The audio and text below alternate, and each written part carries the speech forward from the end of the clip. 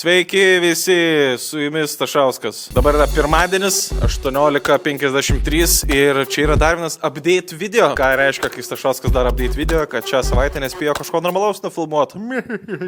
Daug dirbau, daug dalykų buvo, daug rašiaus, tai nespėjau, tai dabar update'as. Čia yra 36 video, daugiau negu pusė challenge'o įgyvendinta. Wow! Noriu padėkoti, kad labai šiltai peržiūrėjot mūsų su Černiausku projektą Bandom kurt laidą. Labai daug gerų atsiliepimų, komentarų ir jūs laukiat, kada bus dar. Tai bus dar, dabar pabiški derinam, sekantis jau bus su svečiu, tai stay tuned, tikrai bus. Mums irgi labai patiko, tai džiaugiu, kad jums irgi patiko. Pokalbiai prie kebų niekur nedingo, 25 dieną jau turiu susiplanavęs, tai bus. Toliau kiti dalykai, nežinau ar atkreipė dėmesį, bet su savo studijai. Grįžau ten, kur anksčiau breakfastą filmuodom. Čia anksčiau breakfastas buvo filmuodamas, naktypėtis tiem, kas atsimena, tas žino. Vienas iš naujų kambariokų pasislėps, dirba. O...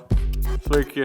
Ačiū Lūnai, kad skolindavo pokalbėm prie kebų studiją. Tai pokalbiai prie kebų dabar turės savo nuolatinę vietą. Čia dar pasidarysim setuką viską.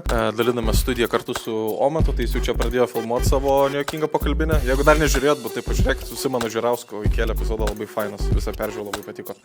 Būsiu Roast Battle Open Mic'e. Nežinau, kad viešai kels tas laidas, tai nenoriu pasidūkinti. Bet kaip bus taip. Jo, toks trumpas update'as. Roast Battle Open Mic'o gal kokį BTS pafilmuosiu, nežinau, dar gal per daug stresuosiu ir nenufilmuosiu, bet jeigu bus, tai pamatysit, bus įkelta. Tai daug dalykų vyksta, kol kas video toks, uploadas yra, aš challenge'o nepralaimėsiu dar. Ir tu įtuokis ir tokelės, vadžinai, džemperį naują nusipirkau.